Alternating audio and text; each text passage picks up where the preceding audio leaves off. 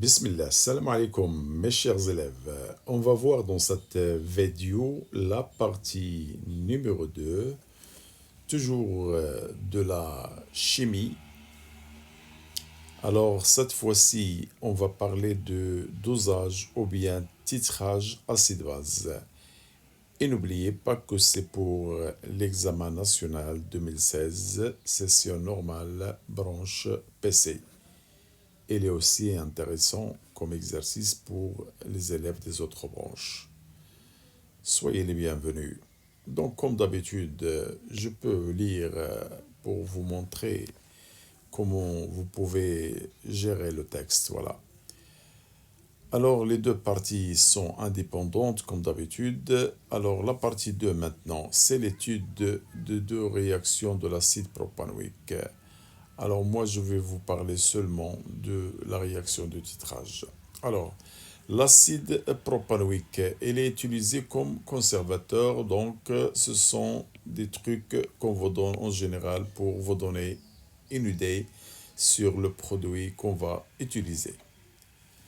Alors voilà les données. Toutes les mesures sont prises à 25 degrés, le produit ionique. Et voilà, c'est très important cette phrase. On représente l'acide propanoïque de cette formule par AH.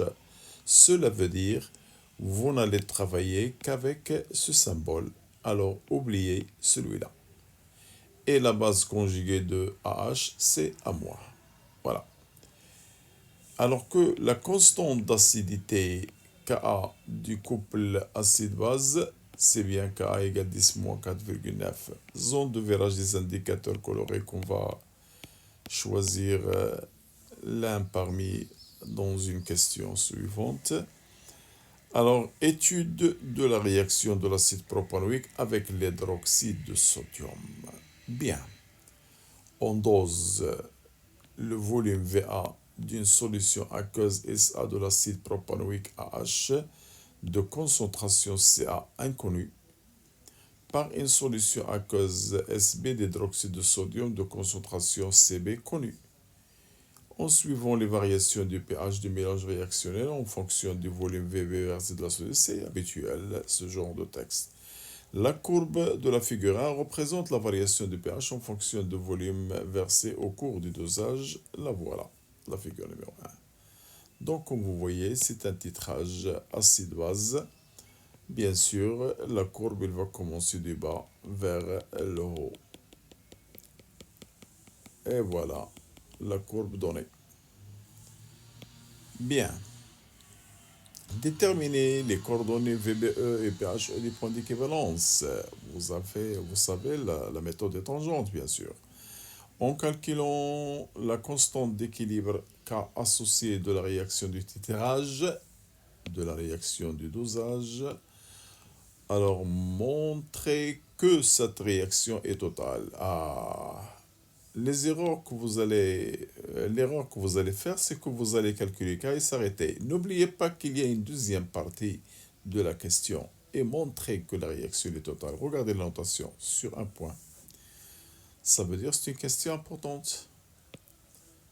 Calculer la concentration, c'est inconnu, ça c'est habituel, la relation d'équivalence. Choisir en justifiant la réponse de l'indicateur coloré adéquat ou bien convenable pour l'équivalence, pour repérer l'équivalence, c'est-à-dire l'indicateur convenable pour ce titrage. Et préciser en justifiant la réponse l'espèce prédominante. Est-ce que c'est l'acide de la base après l'ajout d'un volume VB VB égale 7. Très bien. Alors, comme d'habitude, je peux vous laisser voir le texte. Donc, voilà. Pardon. Essayez de faire un effort vous-même. Vous pouvez mettre pause et lire tranquillement. Après, vous pouvez passer corriger vos erreurs dans la partie solution détaillée. Alors, comme d'habitude, je vous présente les données pour les mettre très proches de la réponse. Voilà. Donc, l'acide, c'est AH et sa base conjuguée.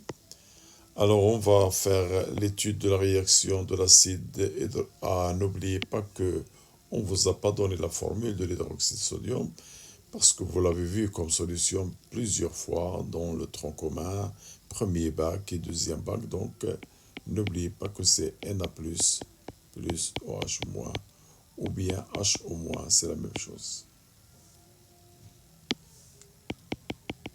Et l'espèce qui représente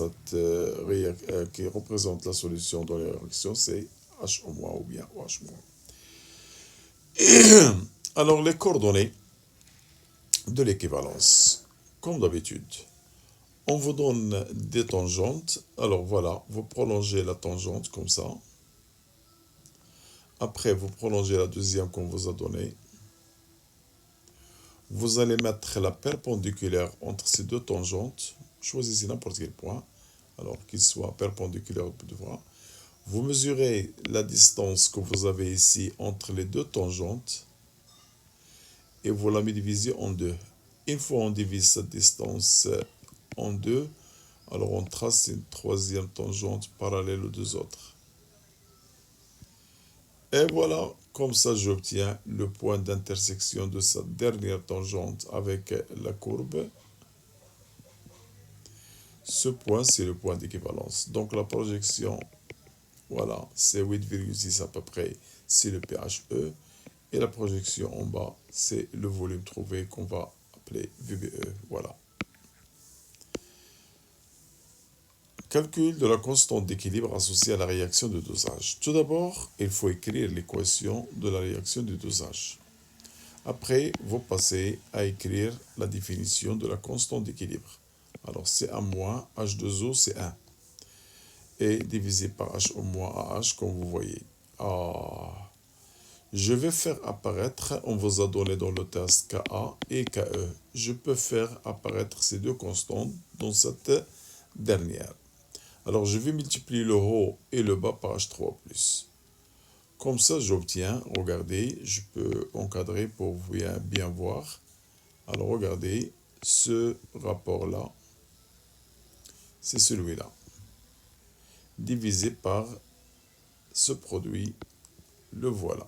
Oh, ce produit, c'est Ke. Et ce rapport, on le sait, c'est la constante d'acidité.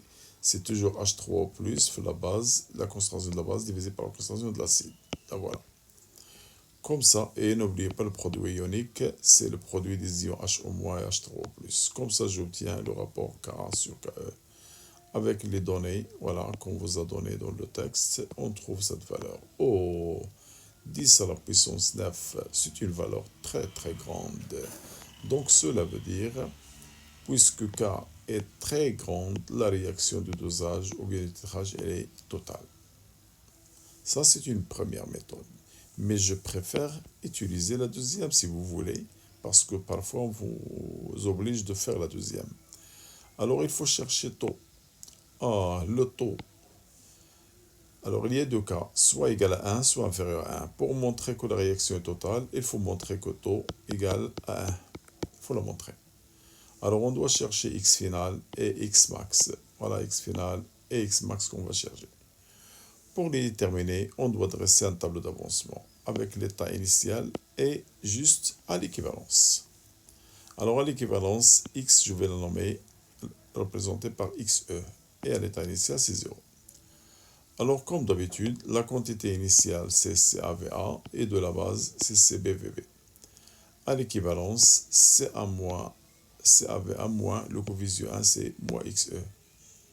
Et l'autre, c'est CBVB moins XE. Mais puisque c'est à l'équivalence, donc c'est VBE. Et pour le 1 moins, j'ai un XE. Et pour l'eau, je vais le considérer comme en excès. Alors, vous savez qu'à l'équivalence, le mélange est stoichiométrique. Ça veut dire les deux réactifs limitants. Ben, ça veut dire que cette quantité égale à 0 et celle-là égale à 0. Comme ça, j'obtiens XE1 et XE2. Oh, puisque les deux réactifs limitants, XE1 et XE2 sont égales. Cela veut dire que ces deux quantités sont égales. Et c'est la relation d'équivalence, bien sûr, qu'on aura besoin. Donc CAVA, c'est bien CBVBE. Alors pour le X max, c'est l'une des deux. Donc je prends CBVB2 parce que je ne connais pas encore CA. Alors on vous a donné les valeurs, voilà. Donc voilà X max. Et bien pour déterminer X final. Alors X final pour nous c'est X à l'équivalence. Alors je prends la quantité de matière de H au moins à l'équivalence. C'est bien cette valeur. Quantité. C'est CBVBE moins XE. La voilà. Et n'oubliez pas la quantité de H au moins dans le mélange, c'est sa concentration multipliée par le volume. Je reprends. La concentration, c'est la quantité divisée par le volume. Donc la quantité d'un corps, c'est sa concentration molaire effective multipliée par le volume. Alors le corps X, c'est H au moins. Donc c'est bien cette formule. La voilà. La quantité, c'est bien H3 plus le volume. Ah, le volume des mélanges. Donc le volume, c'est VA plus VBE. Eh bien, je connais aussi que H au moins multiplié par H3 au plus égale KE. Donc pour déterminer H au moins, c'est KE divisé par H3 au plus. Là, je remplaçais celle-ci par celle-là. Et bien maintenant, j'ai cette équation égale à celle-là. Je peux déduire XE. Alors le XE égale CBVBE moins tout ça. En faisant les calculs, vous avez tout. Je trouve à peu près 3,10 moins 4. C'est bien la valeur de X max qu'on a trouvé. Oh, donc taux égale à X final qui est égal à X max, donc égal à 1. Donc puisque taux égale à 1, la réaction elle est totale. Oui, c'est trop long, mais c'est comme ça. Calculer la concentration CA de l'acide titré. Alors à l'équivalence, on a la relation CAVA égale CBVBE sans la démontrer. Donc je peux déduire CA en faisant l'application numérique. Voilà la valeur. Choisir en justifiant la réponse l'indicateur coloré adéquat pour repérer l'équivalence. Alors vous avez plusieurs indicateurs. On vous demande laquelle est adéquate pour déterminer ou repérer l'équivalence. N'oubliez pas qu'on a déjà trouvé le pH à l'équivalence. C'était 8,6. Donc l'indicateur convenable, c'est celui qui encadre cette valeur. Donc c'est le dernier. Parce que celui-là et celui-là, alors, il n'encadre pas cette valeur. Voilà. Donc c'est le bleu de thymol, car sa zone de virage encadre le pH de l'équivalence. Voilà la justification. Préciser en justifiant la réponse l'espèce chimique prédominante à H ou bien à moins après l'ajout d'un volume V égale 7 ml. Regardez le 7 ml. Il lui correspond à un pH qui est égal à 11,6. Donc ça veut dire, lorsque le pH égale 11,6, et n'oubliez pas qu'on a la constante pK, c'est moins log de Ka, et K est donné, donc voilà le pK. Alors pour déterminer la prédominance, on doit comparer le pH avec le pK. Puisque le pH que vous avez est supérieur à pK, donc c'est la base qui prédomine. Voilà, ça c'est une première méthode. Mais moi je vous conseille de faire la deuxième. C'est long, mais c'est très important. Alors, lorsqu'on ajoute le VB selon la courbe, le pH égale 11,6. Alors, pour le mélange, on a déjà la constante d'acidité du couple et je peux faire passer le H3 plus en bas. Je trouve ce rapport-là. Alors, j'introduis le logarithme à gauche et à droite. Alors, j'aurai log de Ka moins H3 plus, c'est log de Ka moins log H3, égal à log de ce rapport. Et n'oubliez pas le pK, c'est moins log de K. Donc ça veut dire moins pK égale plus. Donc ce moins pK, pardon, qu'est-ce que j'ai fait? Voilà, je reprends. Alors je reprends. Alors on sait que pKa,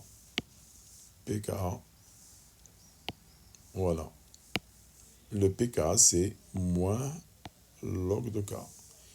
Ici, j'ai plus log de K. Donc, pour avoir plus log de K, je dois avoir moins PK. Donc, voilà. Et moins log d'H3 plus égale plus pH. Donc, voilà. Et comme ça, je peux déduire le pH. Ça, c'est une formule qu'on vous donne aussi. Vous pouvez l'appliquer directement. Alors, il faut chercher ce rapport. Alors, pour le déterminer, je fais passer le pH de l'autre côté. Et non, le pK de l'autre côté. Et j'aurai pH moins pK égale log de ce rapport. Oh, le pH, vous l'avez, le pK. Donc, je peux déduire que le log de ce rapport égale à cette valeur. Pour déterminer ce rapport, on va mettre calculatrice, le shift et log, la valeur 6,7. Et comme ça, j'obtiens directement ce rapport. Oh, ce rapport, il est très grand. Cela veut dire que 1-, il est très supérieur à H. Donc, le 1-, c'est l'espèce prédominante. Alors, on est arrivé à la fin de la solution de cette partie. Merci. N'oubliez pas de mettre j'aime et de faire des commentaires parce qu'on a besoin de ces symboles pour lancer, pour que YouTube puisse diffuser notre chaîne, pour que tout le monde puisse profiter de ce qu'on vous présente. Merci, au revoir.